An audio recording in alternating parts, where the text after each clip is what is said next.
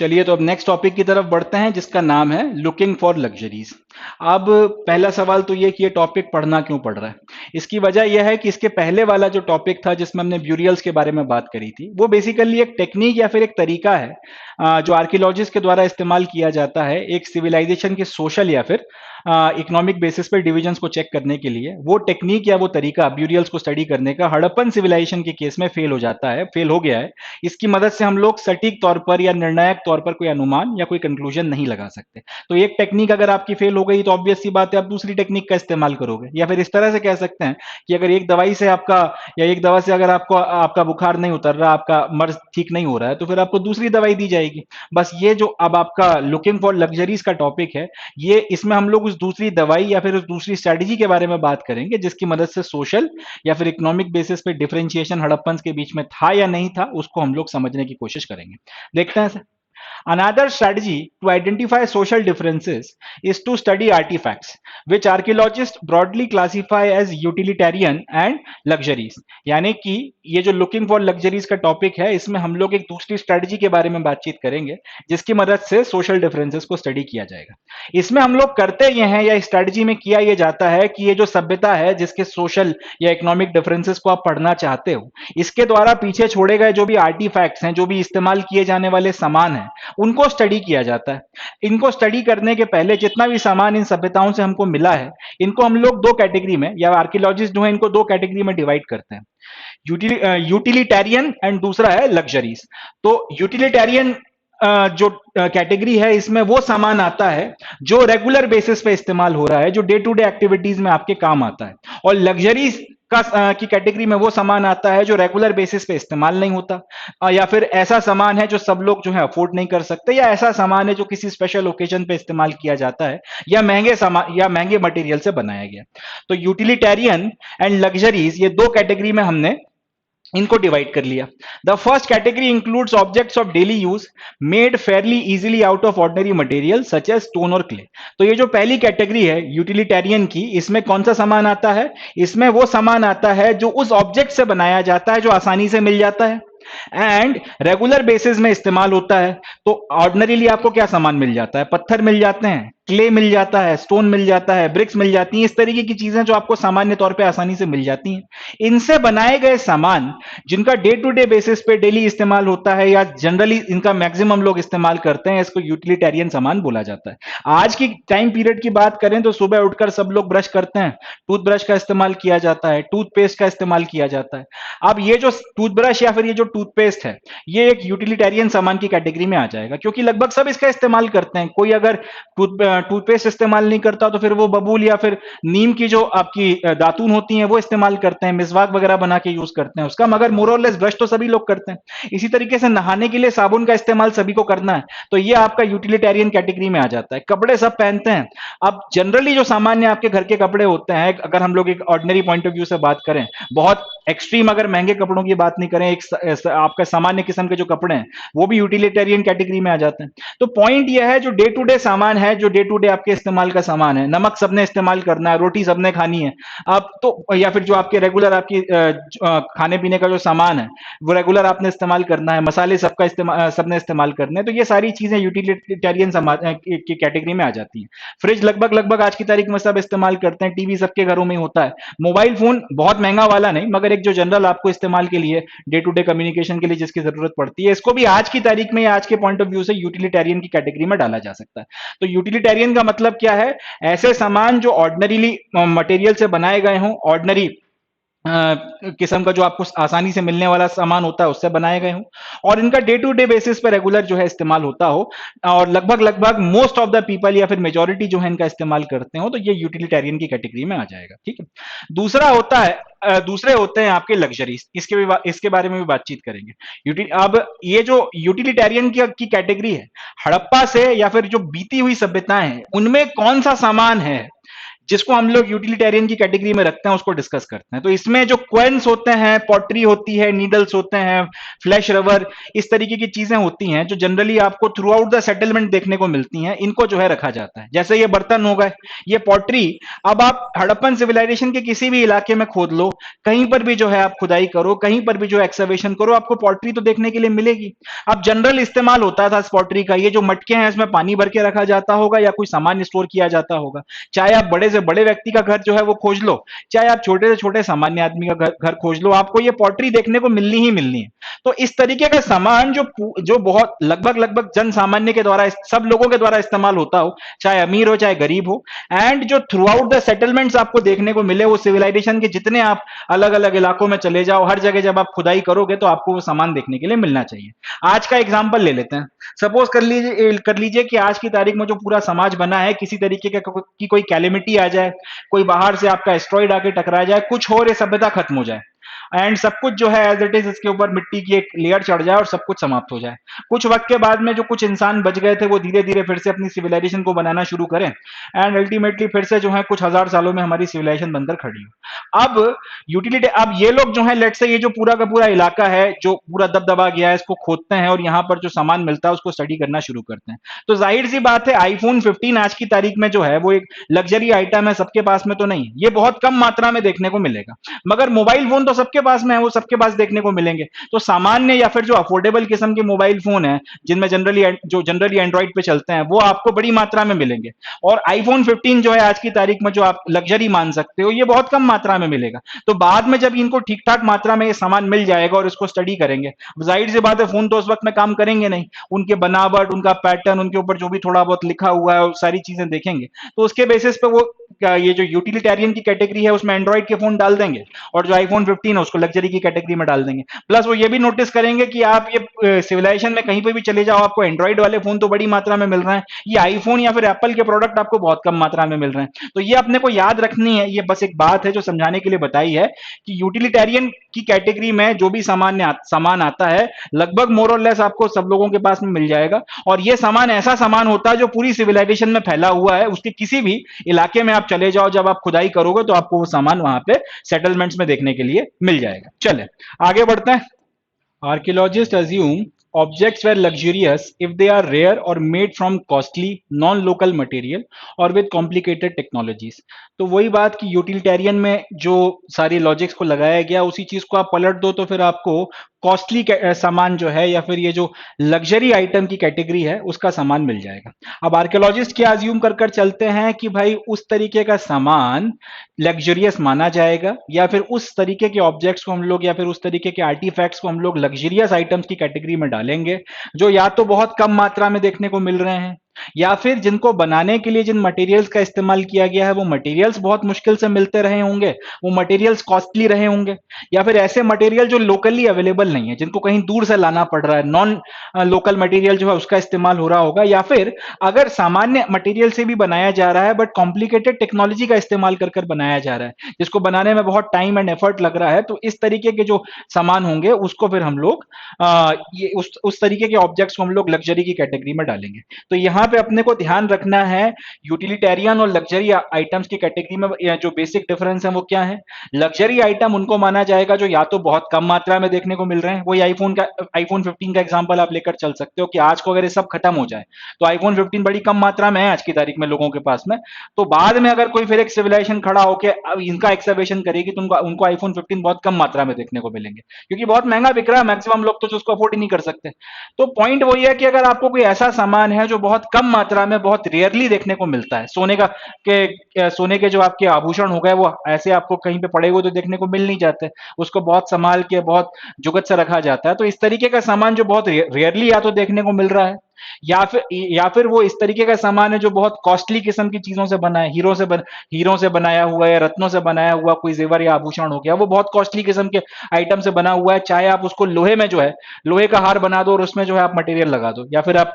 किसी और non precious metal का इस्तेमाल करो और उसमें जो है आप इसको ढाल दो, मगर अगर आपने बहुत महंगे किस्म के रत्न इस्तेमाल किए। तो पॉइंट इज कि अगर कोई चीज बहुत रेयरली मिल रही है या फिर बहुत कॉस्टली, बहुत नॉन लोकल किस्म के मटेरियल मटेरियल से बनाई गई है, या फिर अगर इनमें से कुछ भी नहीं है तो बहुत कॉम्प्लिकेटेड टेक्नोलॉजी की मदद से बनाई गई है। अगर कॉस्टली मटेरियल से नहीं बनी, लोकल मटेरियल से बनी है, नॉन लोकल मटेरियल से भी नहीं बनी, मगर उसको बहुत कॉम्प्लिकेटेड प्रोसेस या बहुत कॉम्प्लिकेटेड टेक्नोलॉजीज की मदद से बहुत टाइम देके, बहुत एफर्ट देके बनाया गया है। तो ऐसी इस तरीके का जो सामान है उसको भी जो है हम लोग लग्जरियस आइटम की कैटेगरी में रखते हैं। जैसे कि मार्बल की बात कर लें तो मार्बल हालांकि हर जगह नहीं मिलता, बट फिर भी जहां पे मिलता है वहां ठीक ठाक मात्रा में मिल जाता है। अब एक सामान्य मार्बल का टुकड़ा है, उसकी as such कोई बहुत ज्यादा कीमत नहीं होती, बट उसी मार्बल के टुकड़े को अगर आप तराश के उसकी मदद से कोई शो पीस बना रहे हो तो फिर वो बहुत महंगा बिकेगा, जाहिर सी बात है। तो इस तरीके से अब उसको बहुत तराश के एक बहुत खूबसूरत सा शो पीस बनाने में और उसको अच्छे से पॉलिश वॉलिश करने में बहुत टाइम लगेगा, बहुत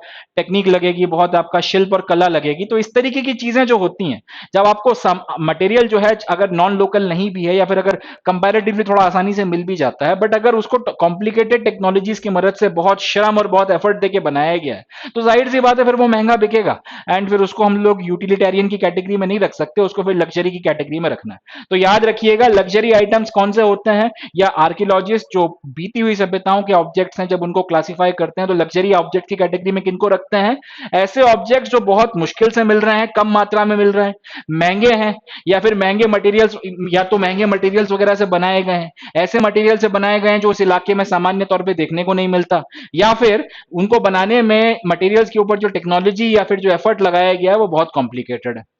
Thus, little pot of fanes, a material made of ground sand or silica mixed with color and gum and then fired, were probably considered precious because they were difficult to found. अब यहां पर ये जो आपको एक छोटा सा एक पॉट देखने को मिल रहा है, इसको फेन स्पॉट बोला जाता है। फेन स्पॉट इसलिए बोला जाता है क्योंकि इसको बनाना उस टाइम पीरियड के पॉइंट ऑफ व्यू से थोड़ा सा मुश्किल था। इसको बनाने के लिए या तो आप सामान्य रेत का इस्तेमाल करते थे और उसमें फिर आप कलर मिलाकर इसको जो है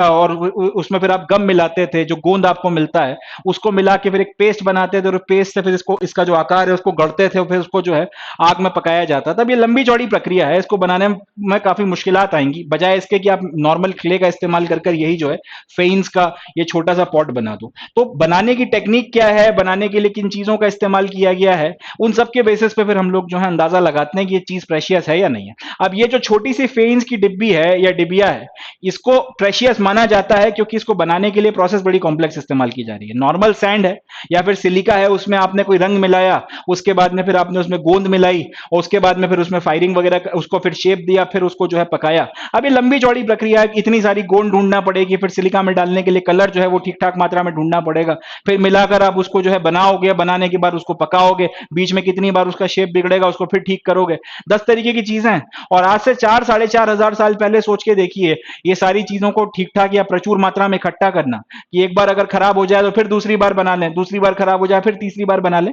ये कोई छोटा मोटा काम नहीं था उस टाइम पीरियड में। इनको ढूंढना और सारी चीजों को इकट्ठा करके इस तरीके के छोटे छोटे अब ये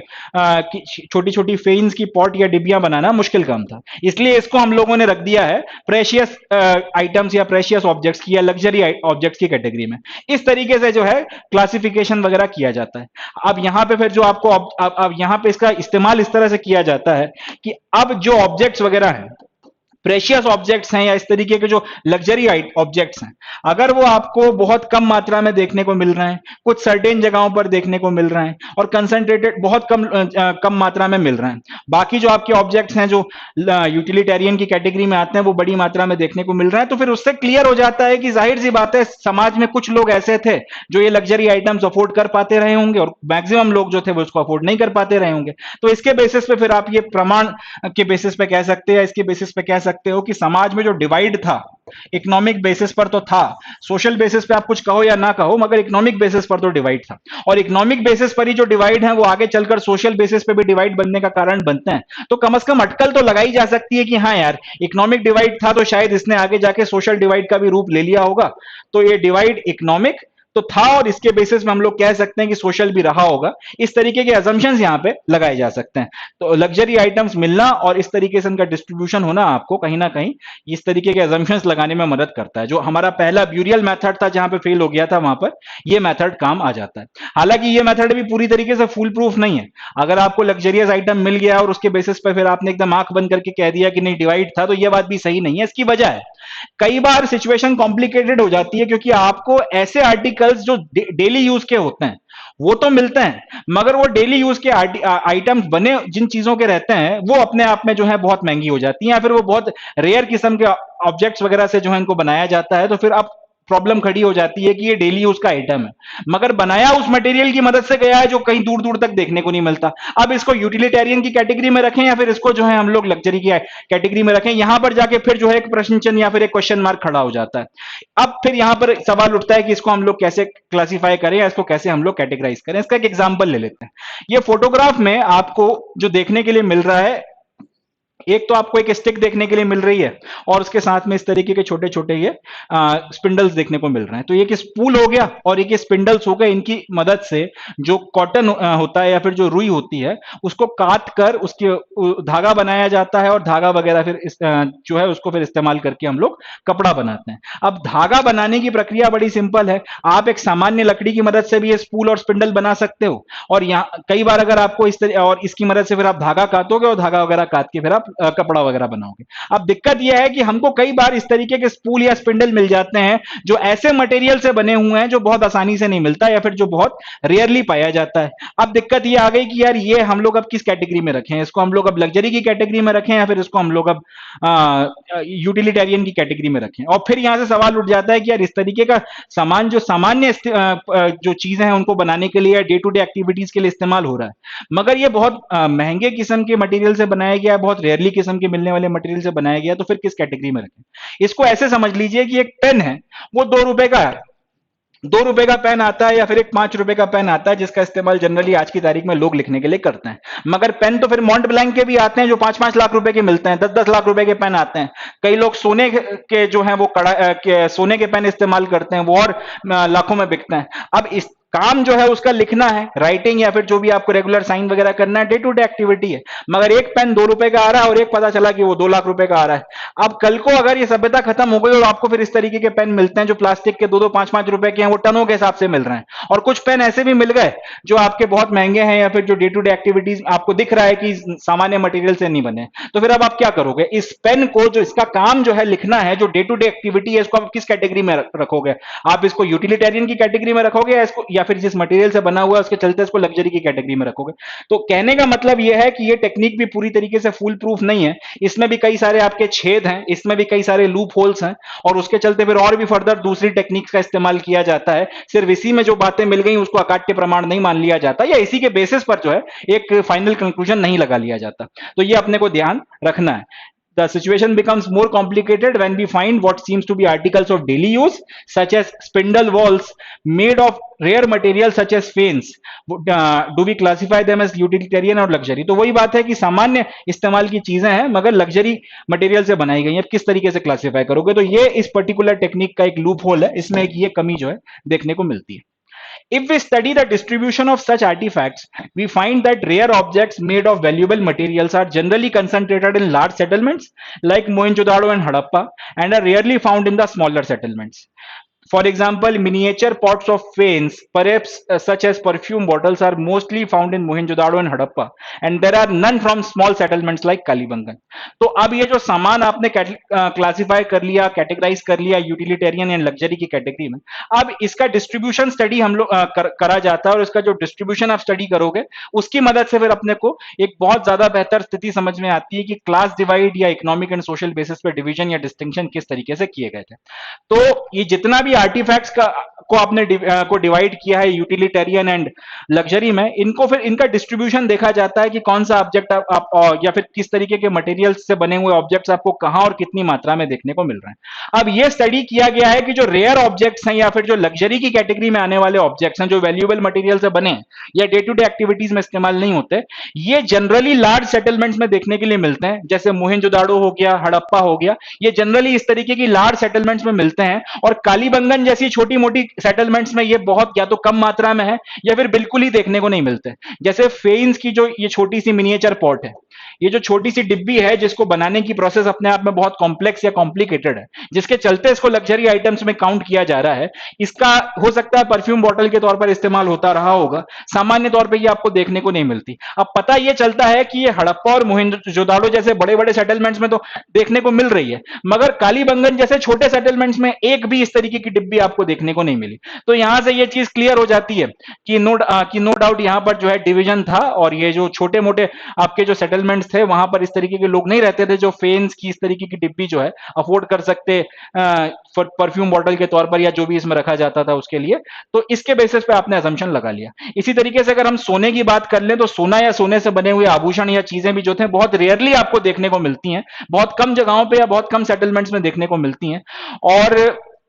जहां पे भी जनरली इस तरीके की गोल्ड की हमको चीजें देखने को मिली हैं वो होर्ड्स में देखने को मिली हैं, यानी कि छुपाकर इनको रखा गया था, वहां पर ये हमको देखने को मिली है। अब अपने एग्जांपल की मदद से भी इसको समझते हैं। जैसे कि अगर यहाँ आज की तारीख में कुछ ऐसा हो गया कि अपनी सिविलाइजेशन जैसी है वो जस की तस खत्म हो जाए और मिट्टी विट्टी से सब कुछ दबदबा जाए, तो अब जब बाद में एक्सकवेशन होगा तो बड़े बड़े जो शहर हैं, दिल्ली हो गया, मुंबई हो गया, कलकत्ता हो गया, हैदराबाद हो गया, यहां पर आईफोन 15 आपको ठीक ठाक मात्रा में देखने को मिलेंगे। महंगा और लग्जरियस सामान यहाँ पे बड़े बड़े सेटलमेंट में आपको खूब देखने को मिलेगा। मगर झुमरी तलैया जैसा एक छोटा मोटा सेटलमेंट है या फिर बहुत छोटा सा कोई गांव है मध्य प्रदेश का या फिर किसी जगह का दूर दराज का कोई कस्बा है, तो वहां पर तो आईफोन 15 मिलने की संभावना ना के बराबर है। इसी तरीके से जो महंगा सामान है, जो लग्जरी आइटम है, वो मॉन्ट ब्लैंक का कोई 2.5 लाख का, 3 लाख का या 5 लाख का पेन जो है वो झुमरी तलैया जैसे छोटे सेटलमेंट में तो इस्तेमाल करेगा नहीं आदमी। इसी तरीके से जो लग्जरियस आइटम है वो बड़े शहरों में तो आपको कंसंट्रेटेड मिलेगा, दिल्ली मुंबई जैसे, मगर छोटी जगहों पे देखने को नहीं मिलेगा, या तो बहुत कम मात्रा में मिलेगा या बिल्कुल नहीं मिलेगा। बस वही लॉजिक यहां पर है कि जो आपका लग्जरियस आइटम है वो बड़े सेटलमेंट्स मोहनजोदाड़ो और हड़प्पा में तो देखने को मिल जाते हैं, कालीबंगन या कालीबंगन जैसे छोटे जो सेटलमेंट्स हैं वहां पे देखने को नहीं मिलते। तो इससे अपने को समझ में आता है कि हाँ भाई, इकोनॉमिक डिवाइड तो था, और क्योंकि इकोनॉमिक डिवाइड था तो उसी के चलते सोशल डिवाइड भी आता है, इसलिए यहीं से मान सकते हैं कि सोशल डिवाइड भी था। सोना भी अगर आप देखोगे तो बहुत कम मात्रा में है, बहुत रेयरली देखने को मिलता है और होर्ड्स में छुपा के रखा गया है। तो जैसे ये होर्ड्स हैं, इसमें अब ये सोने का कुछ सामान वगैरह जो है छुपा के कहीं पे रखा गया था, इसमें भर के इसको कहीं पे जमीन में गाड़ दिया और बाद में खोदते हुए आपको जो है खुदाई वगैरह करते वक्त, एक्सकवेशन करते वक्त ये मिला। तो इससे ये समझ में आता है कि लोग चाहते थे कि इनको आसानी से ना ढूंढा जाए, या फिर जिन्होंने गाड़ा था उनकी इच्छा या मंशा ये थी कि हम ही को मिले, बाद में कोई और जो है इसको ना ढूंढ पाए। इससे ये क्लियर हो जाता है कि ये रेयर है, ये सबके पास में नहीं हुआ करता था, और जिसके पास में था वो उसको बचा के या प्रोटेक्ट करके रखना चाहता था। अब अगर कोई चीज सबके पास में नहीं मिल रही है, फिर वो आपको एक इकोनॉमिक डिवाइड का एक इंडिकेशन देती है, और इकोनॉमिक डिवाइड के बेसिस पे, क्योंकि सोशल डिवाइड होता है, इसलिए यहां से सोशल डिवाइड भी जो है था वो अपने को समझ में आ रहा है। तो hoards are objects kept carefully by people often inside containers such as pots। तो वही बात है कि अगर किसी चीज को इस तरीके से छोटे मोटे पॉट्स में भर भरा के कहीं पे दबा के गाड़ के रखा गया था तो उसको होर्ड बोला जाता है, और जनरली सोना या ज्वेलरी जो है इस तरीके के होर्ड्स में आपको देखने को मिलती है। Such hoards can be of jewellery और metal objects saved for reuse by metal workers। if for some reasons the original owners do not retrieve them, then they remain where they are left till some archaeologists find them। तो यही इस तरीके के hoards में सामान वगैरह को इस तरह से भर के रख दिया गया होगा। अब बाद में इतिहास में जिसने भी छुपाया था वो अगर मारा गया या वापस नहीं आया या किसी वजह से उसने उसको नहीं निकाला, और फिर किसी और ने भी पूरे इतिहास में अगर उसको नहीं खोजा, नहीं वो उसको ढूंढ पाए, तो बाद में एक्सकवेशन होते वक्त में आर्कियोलॉजिस्ट का हाथ पड़ता है इस तरीके के होर्ड्स में, और फिर हमको सिक्के, आभूषण और इस तरीके की प्रेशियस चीजें देखने को मिलती हैं। जनरली एक तरीके का थंब रूल है कि होर्ड में अगर कोई भी चीज छुपाई जा रही है तो वो होती प्रेशियस ही थी, वो उसको जनरली उसका जो भी छुपाने वाला है वो चाहता था कि वो किसी के हाथ ना लगे, इसलिए उसको छुपा के रखता था। तो इस तरीके के होर्ड्स में आपको सोने के सिक्के, आभूषण, कीमती रत्न, इस तरीके की चीजें ही मिलती हैं। अब आप ये उम्मीद करो कि कोई सामान्य जन सामान्य की चीज होल्ड में मिल जाए, ऐसा जनरली कभी होता नहीं है। कई एक्सेप्शन कहीं पर अगर कोई निकल आए तो एक अलग बात है, मगर ऐसा कहीं पे जनरली अभी तक अपने को देखने को नहीं मिला है। चले, तो ये सारी चीजें हम लोगों ने पढ़ ली। तो ये जो पूरा का पूरा अपन ने जितनी डिस्कशन वगैरह किया है, पहले हम लोगों ने ये देखा कि ब्यूरियल, उसकी अपनी कुछ सीमाएं हैं, और उसके बाद में लग्जरी, इसकी स्टडी, इसकी मदद से अपने को इतना तो समझ में आया, या ओवरऑल अपन लोग ये कंक्लूजन निकाल तो सकते हैं कि भैया इकोनॉमिक डिवाइड तो था, हड़प्पा वालों के बीच में इकोनॉमिक डिविजन्स तो थे, और इकोनॉमिक डिविजन्स के बेसिस पे सोशल डिविजन्स बनते हैं। इसलिए अपनी तरफ से ये अनुमान हम मान लेते हैं कि किसी तरीके का कोई सोशल डिवीजन रहा जरूर होगा। ये एक अपन कह सकते हैं, मगर ये की अटकल है, और इसको बहुत कंक्लूसिव तौर पर इसको बहुत अकाट्य तौर पर आप नहीं मान सकते, आंखें बंद करके इस पे भरोसा नहीं कर सकते। कल को अगर और फर्दर स्टडी हो और कल को अगर ये निगेट हो जाए तो इसको आसानी से जो है डिस्कार्ड किया जा सकता है। बट हाँ, आज की तारीख में यह अनुमान या फिर एक निष्कर्ष या कंक्लूजन जो है यहाँ पे बनाया जा सकता है। चले आगे बढ़ते हैं।